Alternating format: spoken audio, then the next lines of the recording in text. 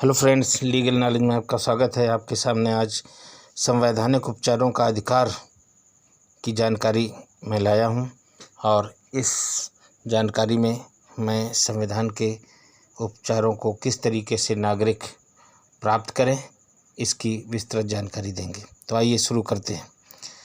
संविधान के अनुच्छेद 32(1) में संविधान द्वारा इस भाग में प्रदत्त अधिकारों का हनन होने पर नागरिकों को उचित प्रक्रिया अपनाते हुए सुप्रीम कोर्ट जाने का अधिकार है और सुप्रीम कोर्ट में रिट दाखिल कर मूल अधिकारों की रक्षा की मांग नागरिक कर सकते हैं।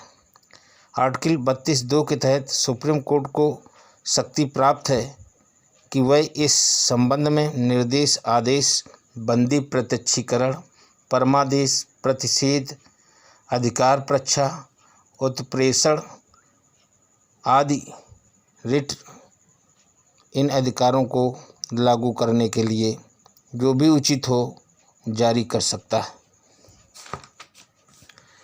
अनुच्छेद 32(3) के तहत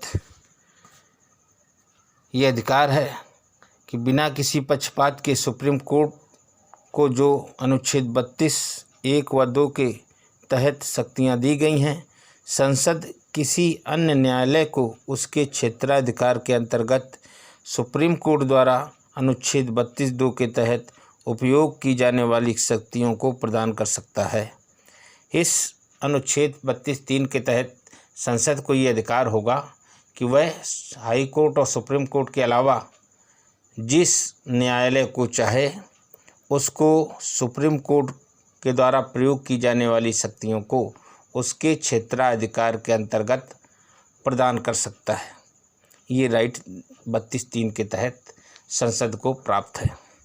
अनुच्छेद 32(4) में कहा गया है कि ये मूल अधिकार जिनकी इस अनुच्छेद 32 के तहत गारंटी दी गई है, अब कुछ अपवादों के सिवा उन्हें रद्द नहीं किया जा सकता है। अब ये अपवाद निम्न प्रकार हैं, उनका मैं विस्तार से यहाँ वर्णन कर रहा हूँ। अपवाद अनुच्छेद 33 में दिया गया है कि संसद को इन मूल अधिकारों के प्रयोग पर कुछ लोगों के विरुद्ध प्रतिबंध लगाने की शक्ति प्राप्त है। अब वो कुछ लोग हैं, नंबर 1, सशस्त्र बलों के विरुद्ध इन अधिकारों के प्रयोग पर प्रतिबंध लगाने का अधिकार है। लोक व्यवस्था को संभालने वाले बलों पर, जैसे पुलिस वगैरह है, इनके विरुद्ध इसका प्रतिबंध लगाया जा सकता है। खुफिया एजेंसियों के कर्मचारियों के विरुद्ध व सूचना प्रसारण तंत्र पर भी इस अधिकार के उपयोग का सरकार या संसद प्रतिबंध लगा सकती है। अनुच्छेद 34 सैनिक शासन के दौरान प्रतिबंध सरकार इन मूल अधिकारों पर लगा सकती है। यानी जब मार्शल लॉ देश में लागू होगा तब ये संवैधानिक अधिकारों पर प्रतिबंध लगाया जा सकता है, यानी ये सस्पेंड रहते हैं सैनिक शासन के दौरान। तो व्यूअर्स, मैंने ये संवैधानिक उपचारों का किस तरीके से इस्तेमाल करेंगे और इसे प्रतिबंधित करने का यानी सुप्रीम उसको संसद को कहाँ कहाँ अधिकार है, यानी कहाँ कहाँ या किन किन एजेंसियों पर, किन किन लोगों पर उसको प्रतिबंध लगाने का अधिकार है, ये सारी चीज़ें मैंने इस वीडियो के माध्यम से आपके सामने रखी हैं। और ये अनुच्छेद 32 जो संवैधानिक अधिकारों का, संवैधानिक उपचारों के अधिकार का ये अनुच्छेद है, ये संविधान का बहुत ही इम्पॉर्टेंट अनुच्छेद है और इस अनुच्छेद को डॉक्टर B.R. अम्बेडकर ने संविधान की आत्मा कहा है।